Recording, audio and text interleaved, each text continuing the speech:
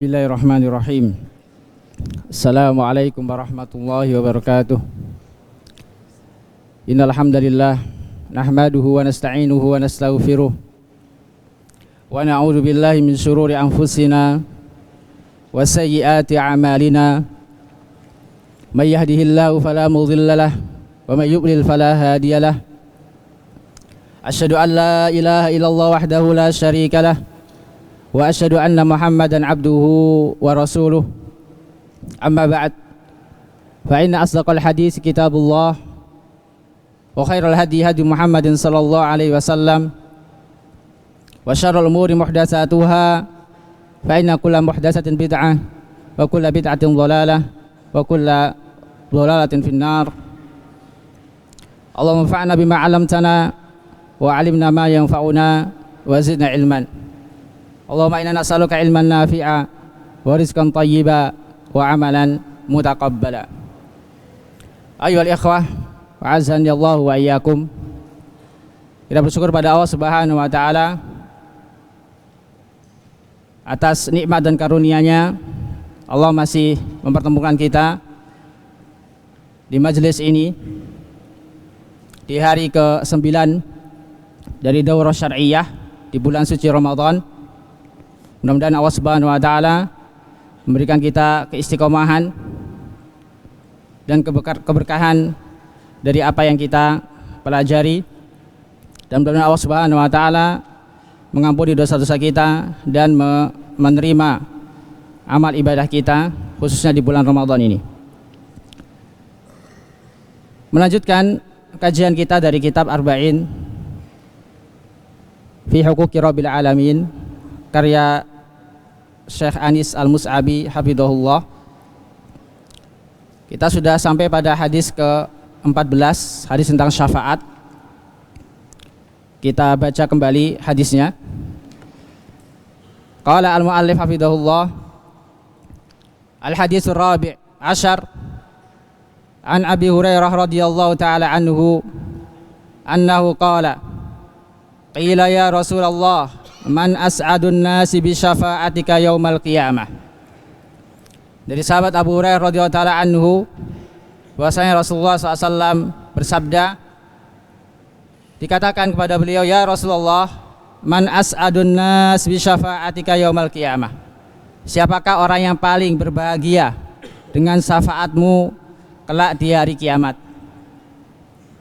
Qala Rasulullah SAW bersabda, as'adun nasi bi syafa'ati yaumal qiyamah man qala la ilaha illallah khalisan min qalbi au qala min nafsi.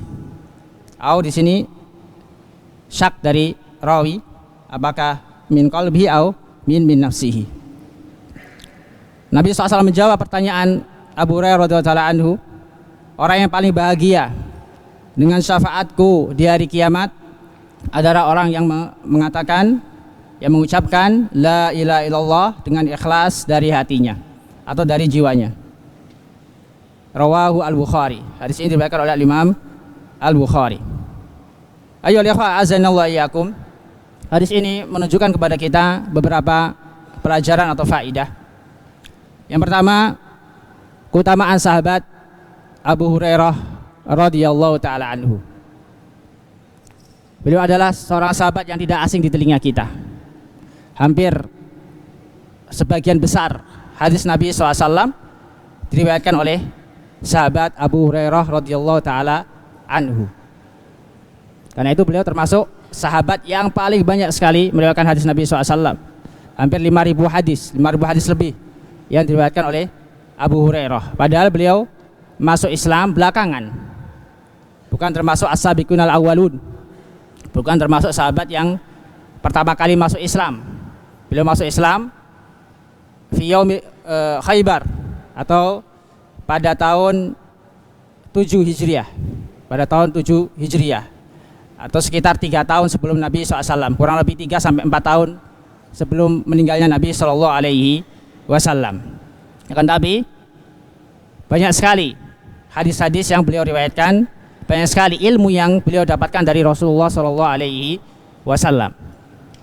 Karena apa? karena kegigihan beliau dalam menuntut ilmu, kegigihan beliau dalam mengambil hadis Nabi Shallallahu Alaihi Wasallam. Karena beliau disebutkan dalam riwayat yang lain berkaitan dengan hadis ini, qultu ya Rasulullah, man as'adun nas bi syafa'atika yaumil qiyamah. Jadi yang bertanya itu sahabat Abu Hurairah. Yang bertanya dalam hadis ini itu sahabat Abu Hurairah.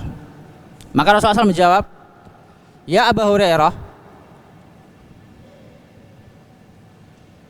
donantu alla yas'aluni an hadzal hadis ahadun awwala minka. Aku mengira tidak ada orang yang bertanya tentang hadis ini, atau engkau adalah orang yang pertama kali yang bertanya tentang hadis ini. Lima ra'aitu min hirsika 'alal hadis. Karena aku mendapati engkau orang yang paling gigih, orang yang semangat dalam mencari hadis. Karena dalam riwayat lain Nabi SAW mendoakan Abu Hurairah. Maka tidak heran beliau termasuk sahabat yang paling banyak meriwayatkan hadis dari Nabi SAW.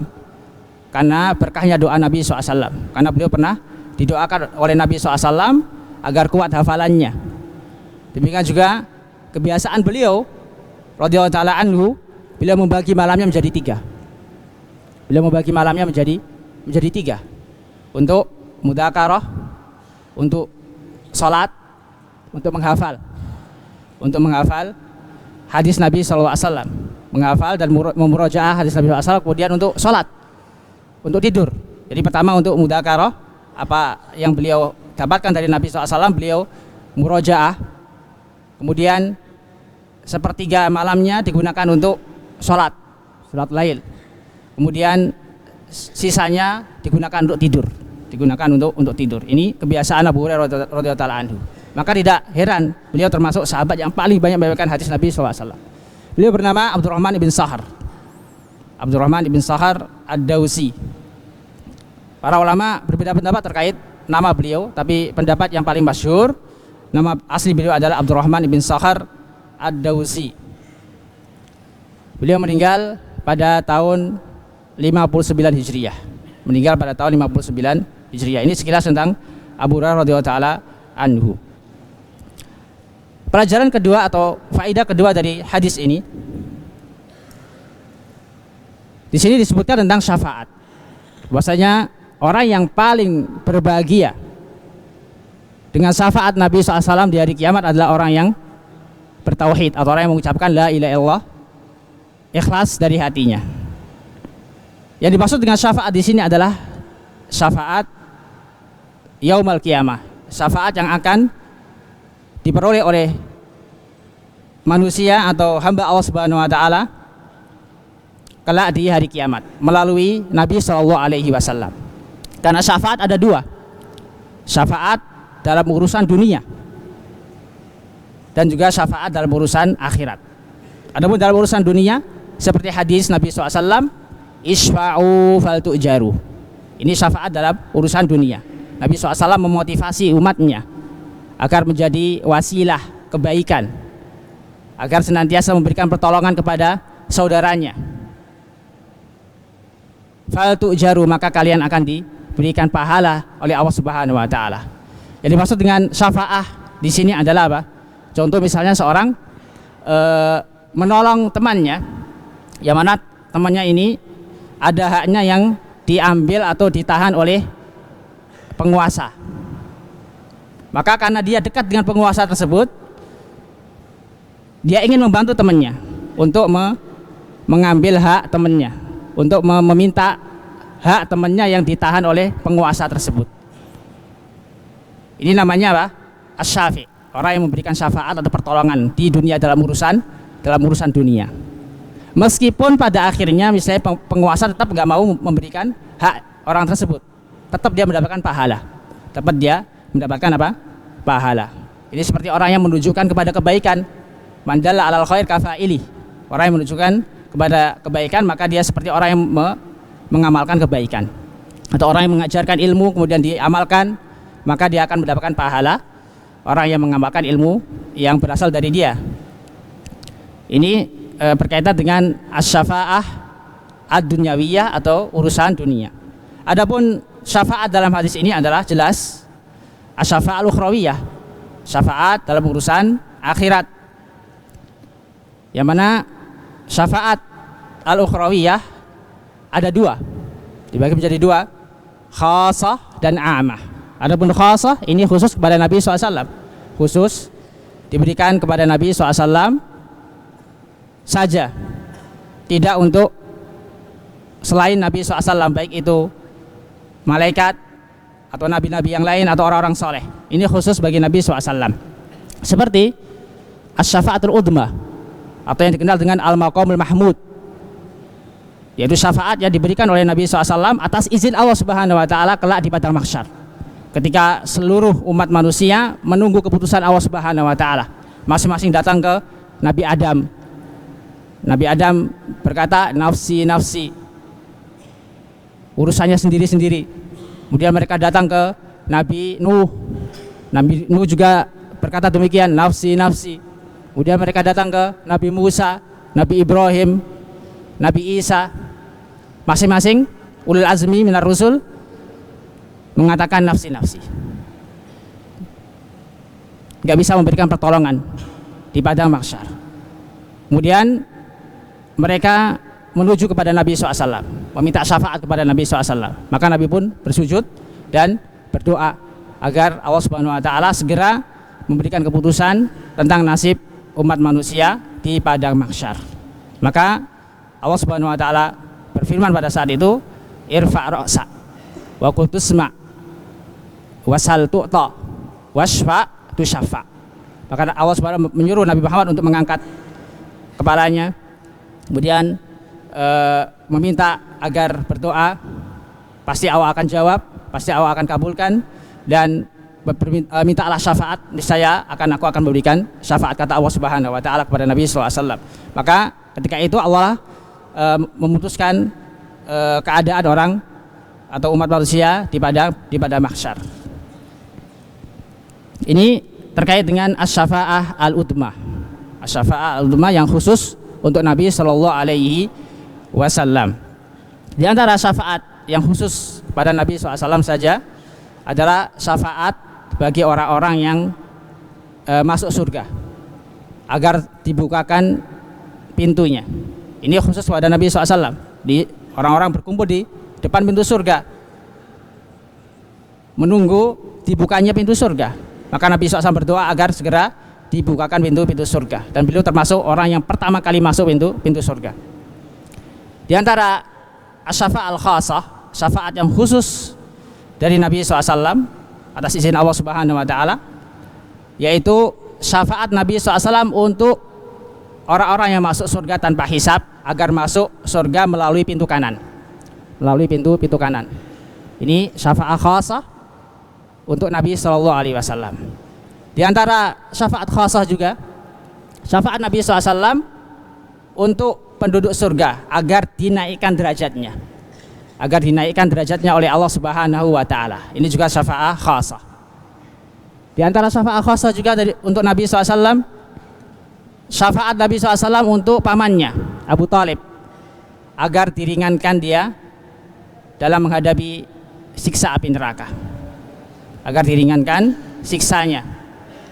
Ini syafaat Nabi SAW untuk pamannya, yang harusnya dia berada di kerak api neraka, di dalam api neraka paling dalam, diangkat oleh Allah Subhanahu wa Ta'ala di atas api neraka. Tapi meskipun demikian, sakitnya luar biasa sampai mendidih otak beliau. Kalau bukan karena syafaat Nabi SAW dan izin Allah, setelah izin Allah Subhanahu wa Ta'ala, maka niscaya Abu Thalib akan berada di kerak api neraka. Ini syafaat khusus Nabi SAW kepada pamannya, karena beliau ingin membalas kebaikan Abu Thalib radhiyallahu ta'ala anhu, akan tapi beliau meninggal dalam keadaan kafir. Di antara syafaat khusus juga syafaat Nabi SAW, ini yang diingkari oleh firqah Khawarij, yaitu syafaat Nabi SAW untuk pelaku dosa besar, al-muwahhidin, yang bertauhid kepada Allah Subhanahu wa Ta'ala. Jadi ada pelaku dosa besar yang dia masih punya tauhid, yang meninggal dalam keadaan bertauhid, tapi memiliki dosa-dosa besar. Nanti akan diberi syafaat oleh Nabi SAW di hari kiamat. Adapun syafaat amma, ini syafaat yang tidak hanya diberikan kepada Nabi SAW saja, bisa dari orang-orang yang soleh, seperti anak yang berbakti kepada orang tuanya, atau malaikat, atau siapa saja dari makhluk Allah Subhanahu wa taala yang diberikan izin oleh Allah Subhanahu wa taala untuk memberikan syafaat. Adapun syarat syafaat, syafaat ada dua, asy-syafa'ah al-musbatah, asy-syafa'ah al-musbatah, asy-syafa'ah al-musbatah. Tadi ada dua macam, syafa'ah khassah dan syafa'ah amah. Sedangkan yang kedua asy-syafa'ah al-manfiyah, asy-syafa'ah al-manfiyah. Pertama syafa'ah al-musbatah, syafaat yang ditetapkan oleh Allah Subhanahu wa taala. Yang kedua asy-syafa'ah al-manfiyah, yang dinafikan oleh Allah Subhanahu wa taala karena mengandung kesyirikan. Karena mengandung apa? Kesyirikan, yaitu syafaat yang diminta kepada selain Allah Subhanahu wa taala. Syafaat yang diminta kepada selain Allah Subhanahu wa taala sebagaimana yang dilakukan oleh orang-orang musyrikun.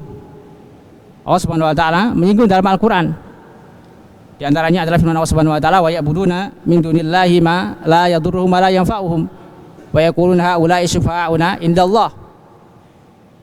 Mereka wa ya'buduna min dunillahi, mereka yang menyembah kepada selain Allah Subhanahu wa taala, mereka menyembah sesuatu yang tidak dapat menolak madarat bagi mereka, tidak pula dapat memberikan manfaat bagi mereka, dan mereka mengatakan mereka, yaitu sesembahan-sembahan yang kita sembah itu adalah penolong kami di hari kiamat. Di sini Allah Subhanahu wa taala menafikan apa yang mereka kira, apa yang mereka yakini bahwasanya sesembahan-sesembahan tersebut adalah zat atau orang yang dapat memberikan syafaat kelak di hari kiamat. Ini syafaat al-manfiyah yang diminta kepada selain Allah Subhanahu wa taala yang mengandung kesyirikan. Ini yang dinafikan. Adapun syarat untuk mendapatkan syafaat, atau syarat asy-syafi', pertama adalah bertauhid. Dalilnya adalah hadis ini. Yang kedua, idnun minallah, izin dari Allah Subhanahu wa taala. Man dalladzi yashfa'u indahu illa biidni. Siapa yang dapat memberikan syafaat kecuali dengan izin Allah Subhanahu wa taala. Allah Subhanahu wa taala berfirman, wa kam min malakin samawati wal ard illa min ba'di ayyadana Allah liman yasha'u wa yarda. Dan berapa banyak malaikat yang ada di langit maupun di bumi, la yughni syafa'atum syai'an, yang tidak bermanfaat syafaat mereka kecuali yang diizinkan oleh Allah Subhanahu wa taala dan diridhoi olehnya. Karena itu syarat kedua mendapatkan syafaat dari Allah Subhanahu wa taala adalah ridho. Orang tersebut diridhoi oleh Allah Subhanahu wa taala. Jadi ada 3 syarat. Pertama, dia ahlu tauhid. Kedua, dapat izin dari Allah Subhanahu wa taala, dan ketiga, dapat ridho dari Allah Subhanahu wa taala. Ini syarat asy-syafi' dari al-masyfu', yaitu Allah Subhanahu wa taala. Adapun faidah selanjutnya, faidah ketiga dari hadis ini, bahwasanya orang yang paling bahagia di akhirat adalah orang-orang yang bertauhid. Orang yang paling bahagia dengan syafaat Nabi SAW di akhirat adalah orang-orang yang bertauhid. Diambil dari sabda Nabi SAW, as'adun nas bi syafaati yaumil qiyamah man qala la ilaha illallah khalisan min qalbi. Faedah keempat dari hadis ini, syarat mendapatkan syafaat dari Nabi SAW, dia harus bertauhid dengan ikhlas, bukan hanya sekedar pengakuan saja di lisan. Dia benar-benar mewujudkan tauhidnya, mengerti apa yang dia ucapkan, mengamalkan apa yang dia ucapkan, apa yang dia yakini, bukan hanya sekedar lisan saja, atau bukan hanya sekedar diyakini dan di lisan saja, tapi tidak mau beramal, tidak mau mewujudkan tauhid, tidak mau merealisasikan tauhid dalam kehidupannya. Ini syarat orang yang ingin mendapatkan atau yang akan mendapatkan syafaat dari Nabi SAW kelak di hari kiamat. Maka orang-orang yang berbuat syirik ketika di dunia atau bahkan meninggal dalam keadaan syirik, maka dia tidak akan mendapatkan syafaat dari Nabi SAW. Di sini pentingnya kita belajar tauhid. Pentingnya belajar tauhid, karena di antara keutamaan belajar tauhid, orang yang bertauhid atau meninggal dalam keadaan bertauhid kelak akan mendapatkan syafaat dari Nabi SAW.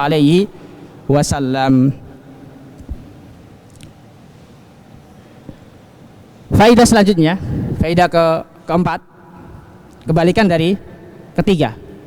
Kalau yang ketiga, orang yang paling bahagia di akhirat. Orang yang paling bahagia di akhirat, yaitu orang yang mendapatkan syafaat Nabi SAW. Sedangkan faidah keempat, orang yang paling sengsara di akhirat adalah orang yang tidak mendapatkan syafaat dari Nabi SAW.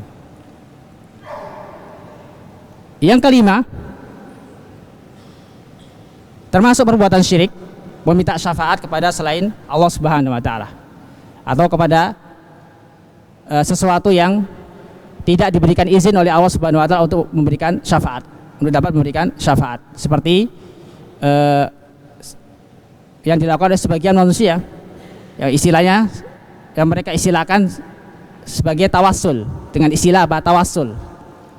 Tawassul ke orang-orang soleh atau ke kuburan orang-orang soleh, yang mana mereka tidak bisa memberikan manfaat kepada orang lain terlebih dirinya sendiri.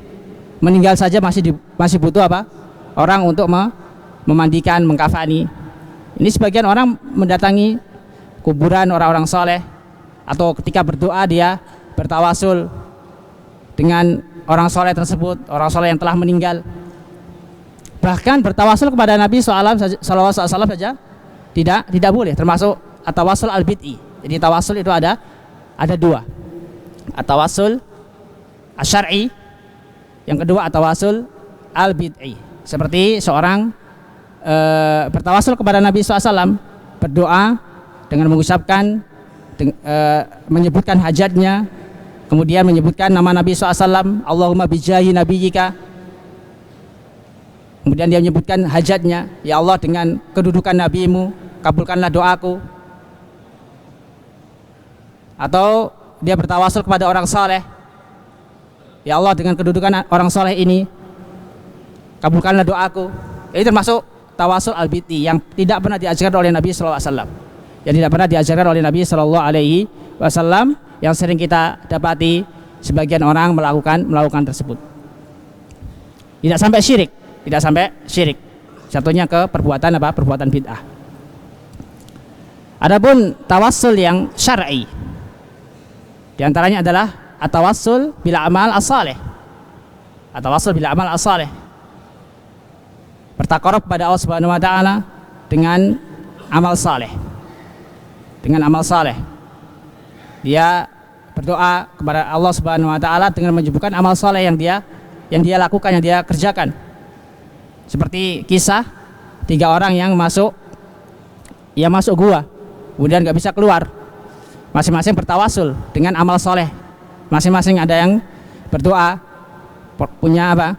Punya budak yang kabur, atau punya pembantu yang lepas, atau yang kabur belum sempat ngambil gajinya atau upahnya. Kemudian dia simpan upahnya, dia rawat upahnya, dia jaga upahnya dengan niat agar kalau kembali akan dikasihkan upah tersebut kepada orang tersebut, kepada pembantunya tersebut. Ada juga yang bertawasul kepada Allah Subhanahu wa taala karena pernah terhindar dari perbuatan zina, karena takut kepada Allah Subhanahu wa taala. Pernah meninggalkan perbuatan zina karena takut kepada Allah Subhanahu wa taala, karena pernah mencintai anak pamannya. Kemudian ketika ingin berbuat zina, dia sadar, dia takut kepada Allah Subhanahu wa taala. Maka dia bertawasul, kalau perbuatan ini engkau ridhoi, maka bukakanlah pintu gua ini. Ada juga yang bertawasul dengan birrul walidain yang dia lakukan. Jadi salah satu dari 3 orang tersebut ada yang biasa menyiapkan air susu, menyiapkan susu untuk kedua orang tuanya. Jadi sebelum tidur orang tuanya biasa dikasih minum susu. Qadarullah orang tuanya tertidur sebelum dia datang memberikan susu tersebut.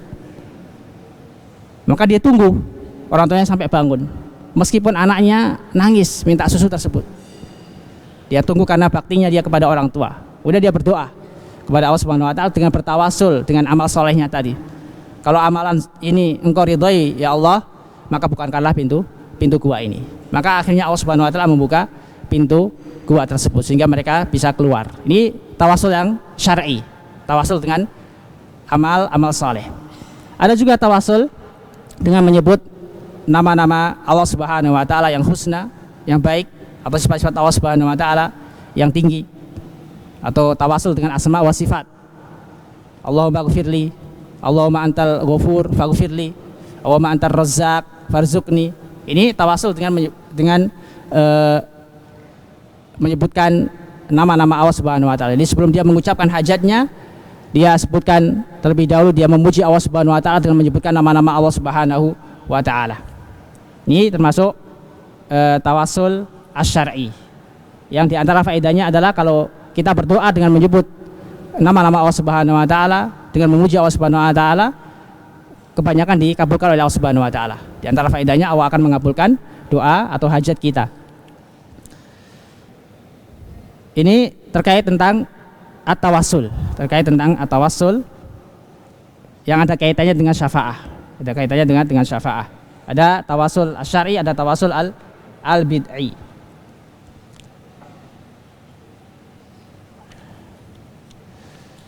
Hadis selanjutnya, hadis ke-15.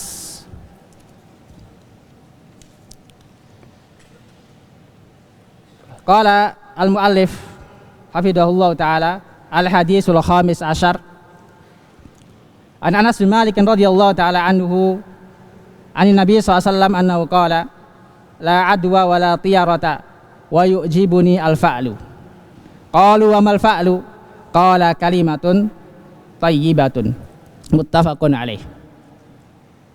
Hadis ke-15 dari sahabat Anas bin Malik radhiyallahu ta'ala anhu, dari Nabi SAW, beliau bersabda, tidak ada penyakit menular, tidak ada anggapan sial, dan aku menyukai al-fa'al. Para sahabat bertanya, qalu wa mal fa'al? Apa itu al-fa'al wahai Rasulullah SAW? Qala kalimatun thayyibah, kalimat yang baik. Muttafaqun alaih. Hadis ini diriwayatkan oleh Bukhari dan Muslim, atau disepakati oleh al-Imam al-Bukhari wa Muslim rahimahumallahu ta'ala.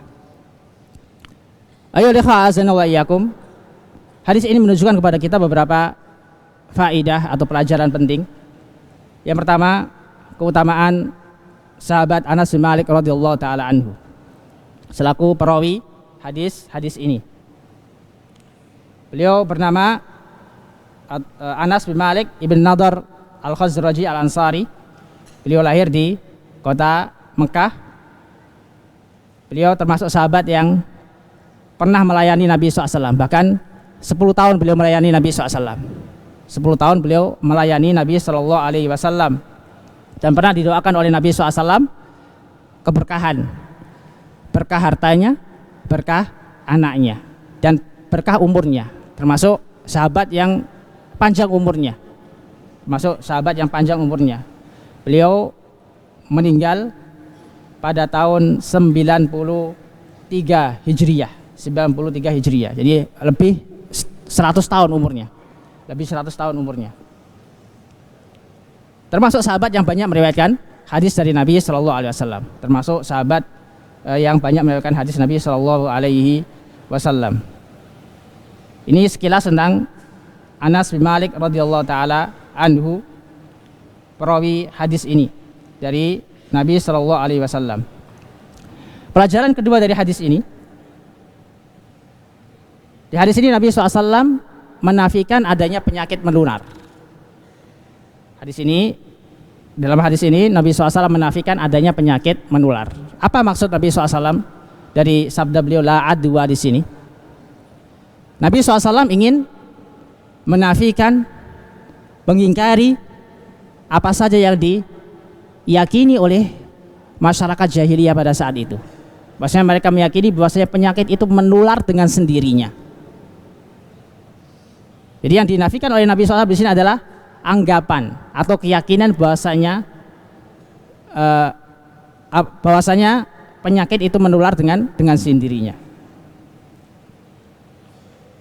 Atau anggapan bahwasanya penyakit itu tidak menular tidak menular, tidak ada penyakit menular, tidak ada penyakit yang menular. Yang dinafikan oleh Nabi SAW adalah apa? La adwa, maksudnya apa? Tidak ada penyakit yang menular dengan sendirinya. Karena apa? Setiap penyakit yang menular itu atas izin Allah Subhanahu wa taala. Atas izin Allah Subhanahu wa taala. Jadi yang diyakini oleh orang-orang jahiliyah atau masyarakat jahiliyah, mereka meyakini enggak ada penyakit yang menular. Dengan apa? Tidak ada penyakit yang menular tanpa menisbatkan kepada Allah Subhanahu wa taala. Tanpa menisbatkan kepada Allah Subhanahu wa taala. Karena segala sesuatu atas izin Allah Subhanahu wa taala. Atas izin Allah Subhanahu wa taala. Dan Allah Subhanahu wa taala terkadang menjadikan penularan penyakit dengan adanya sebab, seperti bercampurnya orang yang sakit dengan orang yang sehat. Ini diantara sebab yang Allah jadikan sebab tertularnya penyakit, tentunya dengan izin Allah Subhanahu wa taala. Dan tidak setiap orang yang berkumpul dengan orang yang sakit kena atau tertular penyakit juga. Karena semua itu terjadi karena izin Allah Subhanahu wa taala. Ini yang ditekankan oleh Nabi SAW dalam hadis ini. La adwa di sini adalah tidak ada penyakit menular dengan sendirinya, karena seluruhnya itu atas izin Allah Subhanahu wa taala. Karena Nabi SAW pernah bersabda dalam hadis yang lain, riwayat Muslim, la yuridu al-mumridu alal musih. Tidak boleh dikumpulkan atau berkumpul antara yang sakit dengan yang sehat. Yaitu mimba bisa didariah, dalam rangka untuk mengantisipasi jangan sampai apa? tertular. Atau sabda Nabi SAW riwayat Muslim, firra minal majdum firaraka minal asad. Larilah engkau dari orang yang berpenyakit, yang kena penyakit judam. Penyakit judam itu penyakit yang sangat ganas. Orang yang terkena penyakit itu atau penyakit yang bisa menggerogoti tubuh. Penyakit yang bisa menggerogoti tubuh, seperti parasit. Orang yang kalau kena penyakit tersebut, tubuhnya apa? Tubuhnya hancur. Digerogoti apa? Penyakit tersebut. Nabi SAW memperingatkan, la firra minal majdum firaraka minal asad. Larilah engkau dari orang yang terkena penyakit judam sebagaimana engkau lari ketika engkau berjumpa dengan singa. Kita kalau ketemu singa pasti kita lari. Pasti kita lari takut. Demikian juga ketika kita mengetahui saudara kita ada yang sakitnya penyakitnya bisa menular, maka kita menghindar dalam rangka antisipasi. Tapi jangan sampai apa? Kita meyakini bahwasanya penyakit itu menular dengan sendirinya. Jangan. Ini seperti apa keyakinan orang-orang jahiliyah. Jadi kita yakini bahwasanya kita menghindar dalam rangka untuk mengantisipasi. Kita menghindar dalam rangka untuk mengantisipasi jangan sampai apa? Tertular dengan izin Allah Subhanahu wa taala. Dengan izin Allah Subhanahu wa taala. Ini hadis ini sering dibawakan oleh ulama mustalah. Di kitab-kitab mustalah sering dalam pembahasan mukhtaliful hadis. Hadis yang sama-sama sahih, dua hadis yang sama-sama sahih yang saling kontradiksi, saling berlawanan. Di antaranya adalah hadis ini la adwa dengan hadis firra minal majdum firaraka minal asad. Satunya menafikan, satunya menetapkan adanya penyakit menular. Maka untuk menjamak antara dua hadis ini, yang pertama la adwa adalah maksudnya adalah Nabi SAW menafikan keyakinan orang-orang jahiliyah bahwasanya tidak ada penyakit yang bisa menular dengan sendirinya, seluruhnya atas izin Allah Subhanahu wa taala. Adapun firra minal majnun firaraka minal asad, larilah engkau dari orang yang terkena penyakit judam sebagaimana engkau lari dari singa, maksudnya adalah dalam rangka antisipasi. Jangan sampai tertular, tentunya dengan izin Allah Subhanahu wa taala. Para ulama menjamak dua hadis yang pertentangan tersebut karena masing-masing sahih. Hadisnya masing-masing sahih, gak mungkin kita tinggalkan salah satunya, wajib kita kerjakan dua-duanya. Ini namanya mukhtaliful hadis, dalam ilmu hadis namanya mukhtaliful hadis. Faidah ketiga dari hadis ini,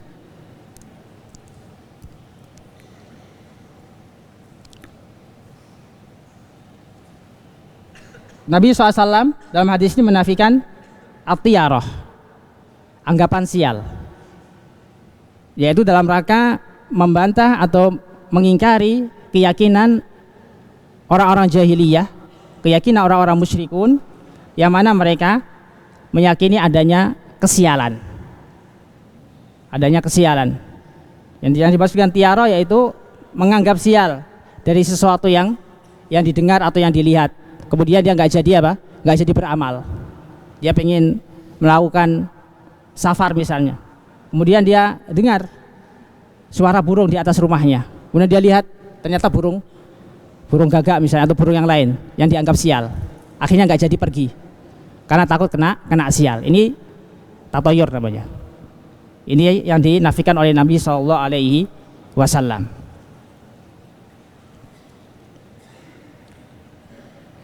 Karena apa? Karena ini bisa merusak tauhid, bisa merusak ketawakalan dia kepada Allah Subhanahu wa taala. Bahkan bisa menyebabkan pelakunya terjerumus ke dalam perbuatan syirik, baik syirik akbar maupun syirik asghar. Syirik akbar apabila dia meyakini bahwasanya burung tersebut atau sesuatu tersebut adalah sebab madharat, maka ini jatuhnya syirik akbar. Tapi kalau dia hanya meyakini bahwasanya sebagai sebab saja, adapun yang menentukan adalah Allah Subhanahu wa taala saja, maka jatuhnya syirkun asghar, karena dia telah menjadikan sebab yang tidak dijadikan oleh Allah Subhanahu wa taala sebagai sebab. Sebenarnya yang telah kita jelaskan pada penjelasan hadis ketiga tentang hadis tentang man haqqat tauhid dakhala jannah bighairi hisab wala adab. Hadis tentang apa? Tentang 70.000 orang dari umat Nabi SAW yang masuk surga tanpa hisab dan tanpa adab. Di antaranya adalah orang-orang yang tidak melakukan tatoyur, yang tidak meyakini adanya kesialan, adanya anggapan sial, karena kesempurnaan tawakalnya kepada Allah Subhanahu wa taala, sehingga tidak ada tatoyur dalam hatinya atau tiara dalam hatinya. Meskipun sebagian orang terkadang terbetik di hatinya kekhawatiran akan terjadinya sesuatu, karena mendengar sesuatu atau melihat sesuatu akhirnya wah ini akan ada bahaya ini.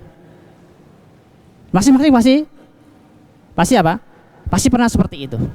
Pasti pernah seperti itu. Yang dinafikan oleh Nabi SAW, jangan sampai keyakinan tersebut akhirnya menjadikan dia nggak jadi beramal, nggak jadi melakukan aktivitas atau apa yang akan dia lakukan. Ini yang dinafikan oleh Nabi SAW. Karena itu dalam hadis yang lain, kalau nggak salah Ibnu Mas'ud pernah membawakan suatu hadis, at-tiyaratu syirkun wa ma minna illah. Tiara itu syirik. Tiara itu anggapan sial itu syirik, anggapan sial itu syirik, dan tidak ada dari kami melainkan memiliki atau pernah melakukan tatoyur. Maksudnya terbetik di hati kita at-tatoyur atau anggapan sial, anggapan sial. Karena itu di antara doa yang diajarkan oleh Nabi SAW ketika terbetik di hati kita sesuatu yang di situ bisa menjurus kepada tatoyur atau tiarah, maka Nabi SAW pernah mengajar kepada kita suatu doa, Allahumma la tayra illa tayruk wa la khaira illa khairuk wala rabba ghairuk wala hawla wala quwwata illa bik. Hadis Ibnu Amr. Ya Allah, tidak ada kesialan kecuali darimu, dan tidak ada kebaikan kecuali kebaikanmu, dan tidak ada Rabb kecuali engkau, dan tidak ada daya dan upaya melainkan dengan bantuanmu, melainkan apa atas izinmu. Hadis ini dari sahabat Ibnu Amr, Ibn Amr, hadis riwayat Imam Ahmad. Ini doa yang diajar oleh Nabi SAW apabila terbetik di hati kita apa? At-tiyarah, anggapan sial. Taib. Kalau ada yang mengatakan bagaimana dengan hadis yang menjelaskan la tiyarata illa salas, tidak ada sesuatu yang sial kecuali tiga hal. Di antaranya adalah apa? Perempuan, kendaraan, dan rumah. Perempuan, kendaraan, dan rumah. Bagaimana menjawab hadis ini? Hadisnya sahih. Hadisnya sahih. Di sini Nabi SAW menafikan wala tiyarah. Wala tiyarah. Kemudian beliau mengecualikan illa salas. Illa salas. Dalam riwayat yang lain beliau mengecualikan illa salas. Perempuan, kendaraan, dan rumah. Para ulama membahas terkait dua hadis yang dohirnya ta'arud, yang secara dohir kontradiksi ini. Ada yang mengatakan hadisnya mansuh, hadisnya mansuh. Adapun jawaban yang paling tepat, Allah Ta'ala alam, adalah bahwasanya Nabi SAW dalam hadis tersebut mengecualikan tiga hal, yaitu dalam rangka menghabarkan, memberitahu bahwasanya sebagian besar orang itu menganggap sial dalam tiga hal tadi: perempuan, kendaraan, dan rumah. Ini anggapan sial atau kesialan yang banyak diyakini oleh orang. Ini dalam rangka ikhbar. Dalam rangka apa? Ikhbar. Bukan berarti beliau membolehkan menganggap perempuan itu sial, pembawa sial, atau apa, kendaraan ini sial. Enggak. Nabi hanya mengabarkan ini adalah kesialan yang banyak yang diyakini oleh orang, atau sesuatu yang banyak dianggap oleh orang pembawa sial. Ini penjelasan para ulama terkait pengecualian Nabi SAW dalam masalah tiarah. Kemudian Nabi SAW dalam hadis ini menyebutkan wa yu'jibuni al-fa'lu. Wa yu'jibuni al-fa'lu. Bisa diambil faedah dari al-fa'al di sini, anjuran untuk memberikan nasihat kepada orang lain berupa kalimat yang baik yang dapat menjadikan orang lain optimis dan tidak berputus asa dari rahmat Allah Subhanahu wa taala. Adapun al-fa'al yang dimaksud di sini adalah, kata Nabi SAW, kalimatun thayyibah, ucapan yang baik. Ucapan yang baik. Contoh misalnya bisa diucapkan untuk diri sendiri. Karena apa? Karena terbetik apa? Di hatinya sesuatu yang akan membawa sial. Kemudian dia berusaha untuk apa? Untuk menghilangkan anggapan sial sini. Dengan apa? Dengan dia mengucapkan untuk dirinya sendiri. Dia mengucapkan untuk dirinya sendiri. Insya Allah misalnya bisa. Insya Allah bisa. Insya Allah nggak terjadi apa-apa. Misalnya dia keluar rumahnya, kemudian dia mendengar sesuatu atau melihat burung misalnya. Burung yang orang-orang anggap sial atau pertanda buruk. Maka dia berusaha melawan anggapan sial tersebut dengan mengatakan insya Allah nggak ada apa-apa. Insya Allah nggak ada apa-apa. Atau dia ucapkan kepada temannya yang takut akan terjadi sesuatu, dia katakan insya Allah nggak ada apa-apa. Insya Allah engkau dijaga oleh Allah Subhanahu wa taala. Ini namanya al-fa'al. Ini namanya apa? Al-fa'al. Orang yang mendengar tersebut akan apa? Akan optimis, jadi akan semangat untuk beramal, nggak jadi pesimis. Yang tadinya putus asa, nggak mau beramal, akhirnya apa? Termotivasi. Akhirnya optimis. Ini makna al-fa'al. Sebagian para ulama menjelaskan bahwasanya al-fa'al tidak hanya berupa kalimat, tidak hanya berupa apa? Ucapan. Bisa jadi dengan perbuatan, dengan isyarat misalnya. Dengan isyarat atau dengan keduanya. Insya Allah bisa, dengan ngasih isyarat, insya Allah bisa. Orang ketika lihat termotivasi jadinya, semangat. Ini al-fa'al. Al-fa'al. Terkadang Allah Subhanahu wa taala menjadikan sebagian ucapan itu seperti sihir. Orang yang mendengar jadi apa? Termotivasi.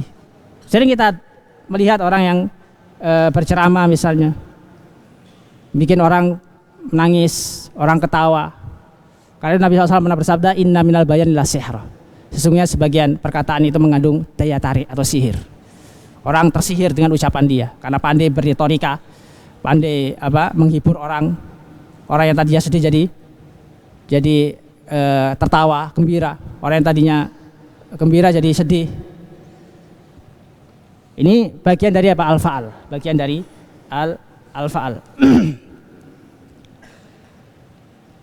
Wallahu ta'ala alam.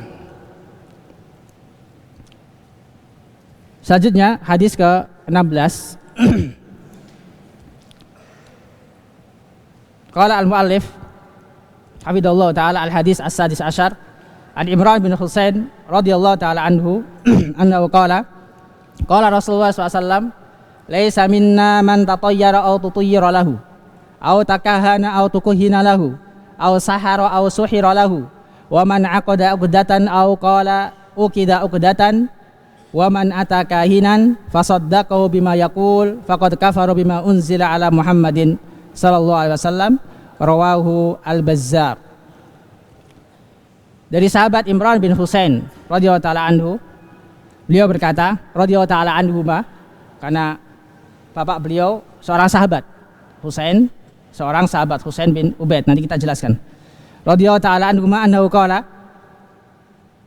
beliau bersabda, qala Rasulullah SAW, beliau berkata Rasulullah SAW bersabda, bukan dari golongan kami orang yang meramal atau minta diramal, atau bukan dari golongan kami orang yang melakukan perdukunan atau minta bantuan dukun, atau bukan dari golongan kami orang yang melakukan sihir atau meminta tukang sihir untuk menyihir orang lain. Wa man aqada uqdatan aw qala uqida uqdatan, dan bukan golongan kami orang yang mengikat suatu buhul. Ini diantara bentuk apa? Bentuk-bentuk sihir atau cara-cara sihir dengan mengikat buhul. Mengikat buhul. Nanti kita jelaskan insyaallah. Au qala uqida uqdatan. Di sini ada syak dari rawi. Ada keraguan dari rawi, aqada uqdatan atau uqida uqdatan. Atau meminta orang lain agar dibuatkan buhul. Dibuatkan apa? Buhul. Untuk apa? Misalnya untuk menyihir orang lain. Biasanya ditaruh di pojok-pojok rumah atau di bagian rumah orang yang ingin dia sihir. Ini pakai ukedah, pakai buhul biasanya. Orang tersebut nggak bisa terbebas dari sihir sampai buhul itu dihancurkan. Sampai buhul tersebut apa? Dihancurkan. Wa man atakahinan, barang siapa yang mendatangi tukang dukun. Barang siapa yang mendatangi dukun, fasaddaqa bima yaqul, kemudian dia membenarkan ucapan dukun tersebut, faqad kafara bima unzila ala Muhammad, maka sungguh dia telah kufur dengan apa yang dibawa oleh Nabi SAW. Hadis ini riwayat Al-Imam Al-Bazzar. Hadis riwayat Al-Imam Al-Bazzar rahimahullahu ta'ala. Ayyuhal ikhwah azanillahu wa iyyakum. Hadis ini menunjukkan kepada kita beberapa pelajaran atau fawaid. Pertama, keutamaan sahabat Imran ibn Husain radhiyallahu ta'ala anhuma.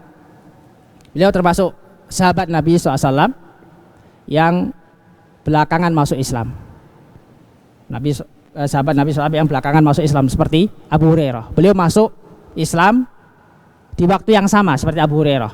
Jadi beliau datang ke Madinah untuk menyatakan masuk Islam bersama bapaknya, dan juga pada waktu itu ada Abu Hurairah juga yang datang kepada kepada Nabi SAW di kota Madinah untuk menyatakan diri masuk Islam, yaitu pada tahun 7 Hijriyah. Di tahun 7 Hijriyah. Termasuk sahabat Nabi SAW yang terkenal dengan keilmuannya, termasuk min ulama sahabah, ulama dari kalangan sahabat. Beliau wafat di negeri Irak pada masa kekhilafahan Muawiyah ibn Abi Sufyan radhiyallahu ta'ala anhuma. Beliau meninggal pada tahun 52 atau 53 Hijriah. Ada khilaf di antara para ulama terkait meninggal beliau, terkait tarikh atau tahun meninggal beliau. Ada yang mengatakan 52 Hijriah, ada yang mengatakan 53 Hijriah. Ini sekilas tentang sahabat Imran bin Husain radhiyallahu taala anhu, perawi hadis yang hadis mulia ini. Faedah selanjutnya dari hadis ini menjelaskan tentang larangan Nabi SAW atau ancaman keras dari Nabi SAW bagi orang-orang yang meramal, orang-orang yang melakukan pekerjaan sebagai peramal, atau orang yang minta diramal, atau larangan keras bagi orang-orang yang melakukan perdukunan atau meminta ke tukang dukun, meminta tolong tukang dukun atau orang yang dikenal sebagai paranormal atau mengetahui sesuatu yang gaib, atau larangan keras atau ancaman bagi orang yang melakukan sihir atau meminta tukang sihir agar menyihir saudaranya. Ini semua masuk dalam ancaman Nabi SAW. Karena kalimat laisa minna, bukan termasuk golongan kami, ini ancaman, mengandung ancaman. Bukan termasuk dari umat kami, bahkan bisa keluar dari Islam, bisa keluar dari Islam. Lalu di akhir hadis, orang yang mendatangi dukun dan membenarkan ucapan dukun, dia telah kufur. Dia telah kufur. Jadi laisa minna, kalimat laisa minna, bukan dari golongan kami, bukan termasuk umat kami. Ini bisa jadi pelakunya dikeluarkan dari agama Islam. Tergantung Tergantung perbuatan yang dia lakukan. Perbuatan yang dia lakukan. Kalau sampai kepada tingkat kufur, maka dia keluar dari Islam. Maka bisa jadi keluar dari Islam, dan bisa jadi dihalalkan darahnya. Darahnya. Jadi kalimat laisa minna ini adalah kalimat ancaman, kalimat keras dari Nabi SAW yang menunjukkan bahwasanya perbuatan yang disebutkan dalam hadis ini perbuatan yang tidak ringan, perbuatan yang sangat berbahaya sekali. Karena apa? Karena orang-orang yang kita sebutkan tadi, yaitu dukun atau peramal atau paranormal atau ahli nujum, mereka adalah orang-orang yang mengaku-ngaku mengetahui ilmu gaib. Padahal kita semua meyakini bahwasanya yang mengetahui tentang sesuatu yang gaib adalah Allah Subhanahu wa taala. Tidak ada makhluk pun yang mengetahui ilmu gaib kecuali Allah Subhanahu wa taala. Maka orang yang mengaku-ngaku mengetahui ilmu gaib, maka dia orang yang kafir, termasuk orang kafir, keluar dari agama Islam, kufurnya kufur akbar. Kalau dia meninggal dalam keadaan seperti itu, maka dia akan dimasukkan ke dalam api neraka, kekal di dalamnya.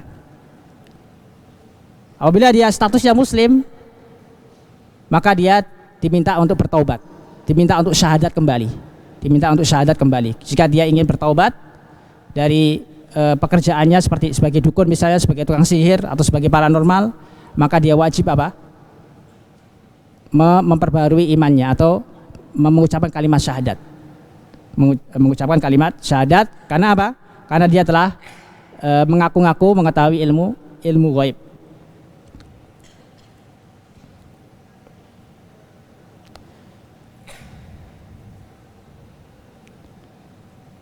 Maka faedah kedua, orang yang mengklaim mengetahui ilmu gaib, maka dia adalah orang musyrik, keluar dari Islam. Bahkan di zaman Umar bin Khattab radhiyallahu taala anhu, beliau pernah menegakkan hukuman mati kepada para dukun, Tentunya setelah diminta untuk bertaubat.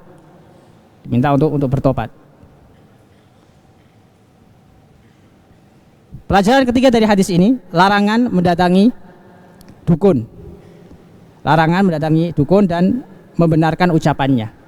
Larangan mendatangi dukun dan membenarkan ucapannya. Orang yang mendatangi dukun ini ada 3 keadaan dan ada 3 hukumnya. Yang pertama, kufrun akbar.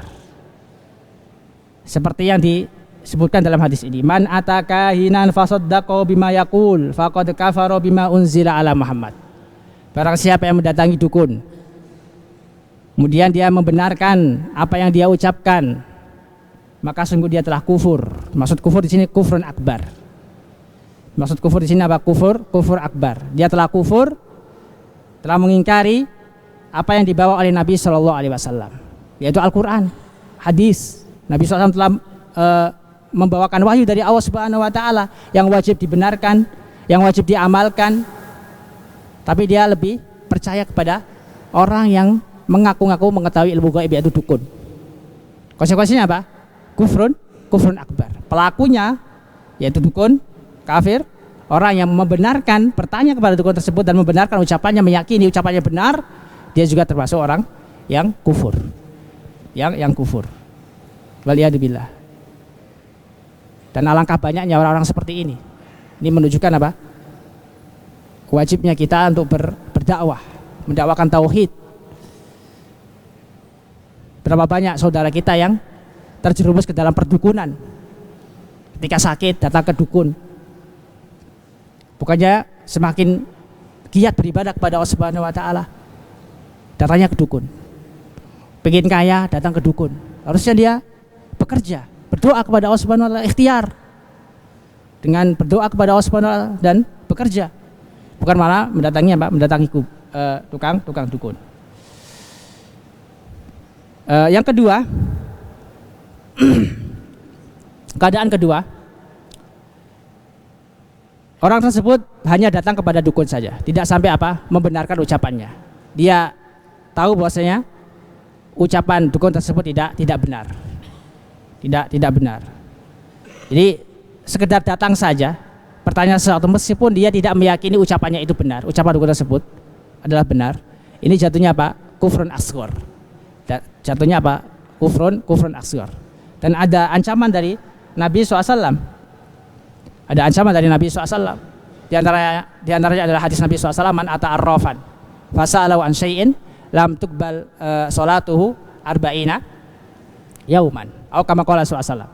Barang siapa yang mendatangi arraf, orang-orang yang mengaku mengetahui ilmu gaib atau paranormal atau orang pintar, istilah zaman sekarang orang pintar, orang kemintar, bukan orang pintar. Kemudian dia bertanya tentang sesuatu, hanya sekedar bertanya, belum membenarkan, sekedar bertanya saja. Apa kata Nabi SAW? Lam tuqbal sholatuhu arba'ina yauman. Tidak diterima sholatnya selama 40 hari. Tidak diterima sholatnya selama 40 hari. Para ulama menjelaskan yang dimaksud tidak diterima sholatnya selama 40 hari. Ada yang mengatakan sholat yang dia lakukan selama 40 hari, kalau dia sholat tidak diterima oleh Allah Subhanahu Wa Taala. Meskipun dia mengerjakan dengan ikhlas sesuai dengan salat petunjuk Nabi SAW, sesuai dengan petunjuk Nabi SAW, tidak diterima oleh Allah Subhanahu Wa Taala. Ada yang mengatakan kalau orang tersebut sholat selama 40 hari, sholatnya tidak diterima. Sholatnya sah tapi tidak diterima. Sholatnya sah karena apa? Karena mungkin dia sholat sesuai dengan rukunnya, syaratnya, wajibatnya dia kerjakan, sunnah-sunnahnya dia kerjakan. Tapi karena dia pernah datang ke dukun, bertanya ke dukun, akhirnya tidak diterima sholatnya selama 40 hari. Bukan berarti orang karena pernah datang dukun, pernah bertanya kepada dukun, akhirnya nggak usah sholat selama 40 hari. Ini malah double dosanya. Malah double dosanya. Dapat dosa meninggalkan sholat. Dosa meninggalkan sholat. Ini makna hadis tentang orang yang bertanya kepada dukun, tidak diterima sholatnya selama 40 hari. Maksudnya sholatnya selama 40 hari tidak diterima, atau sholatnya yang akan dia kerjakan selama 40 hari tidak diterima oleh Allah Subhanahu Wa Taala, meskipun dia kerjakan dengan memperhatikan rukun-rukunnya, syarat-syaratnya dan wajibatnya. Salatnya sah tapi tidak diterima oleh Allah Subhanahu wa taala.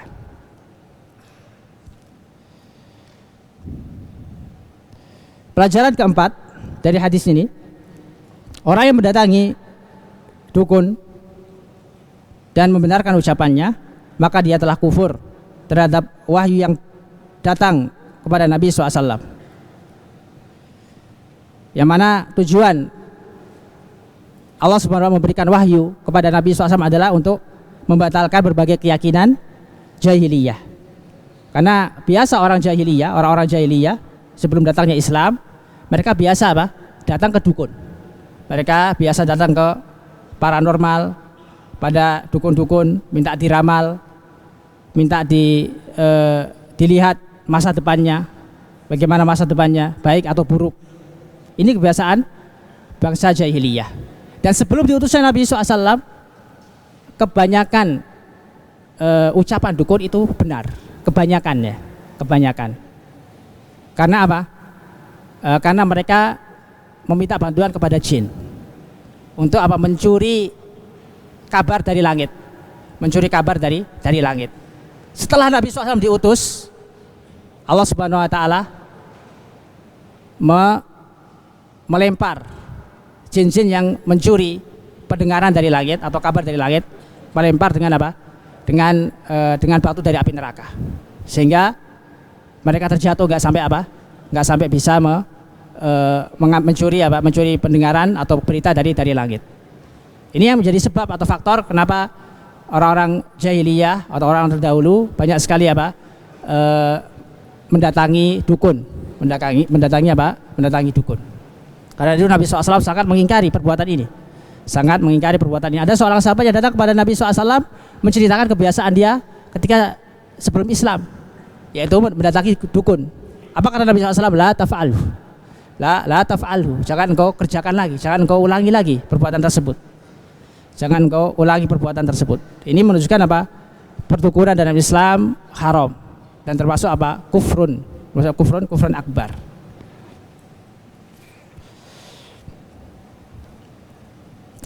Tadi kurang satu ya, keadaan ketiga. Jadi tidak setiap orang yang mendatangi dukun itu dia kufur. Kapan dia tidak kufur? Kalau dia datang ke dukun dalam rangka mengetes, untuk mengetes saja, benar gak dia dukun, benar gak ucapannya ini benar. Dasarnya apa? Nabi SAW pernah mendatangi orang yang diklaim sebagai Dajjal. Siapa namanya? Ada orang di zaman Nabi SAW yang sakti, yang sakti. Nabi SAW ingin mengetes orang tersebut. Benar gak dia Dajjal? Maka Nabi SAW bertanya kepada dia, suruh menebak apa yang ada di isi hati Nabi SAW. Orang tersebut mengatakan ad-dukhna, yaitu asap. Kemudian Rasulullah SAW berkata kepada beliau, celakalah engkau. Artinya apa yang dia tebak itu keliru, celakalah engkau. Maka sahabat Umar bin Khattab meminta izin kepada Nabi SAW untuk memenggal kepalanya. Apa kata Nabi SAW? Jika dia Dajjal, engkau tidak sanggup meladeninya, tidak sanggup melawannya. Dan jika dia bukan Dajjal, perbuatanmu tidak berguna. Artinya SAW melarang Umar untuk membunuhnya. Jadi di sini Nabi SAW mendatangi dukun tersebut, pengen memastikan, pengen mengetes, benar apa enggak dia, Dajjal apa enggak dia. Ini keadaan ketiga. Jadi mendatangi dukun itu enggak semuanya kufur. Ya, kalau dia datangi dukun untuk mengetes atau mengajak dia untuk bertobat, atau misalnya ada kerabat dia dukun dan dia pengen silaturahim, lebih-lebih pengen ngajak tobat, pengen menyadarkan dia, maka enggak termasuk atau enggak masuk dalam ancaman hadis ini. Gak masuk dalam ancaman hadis ini.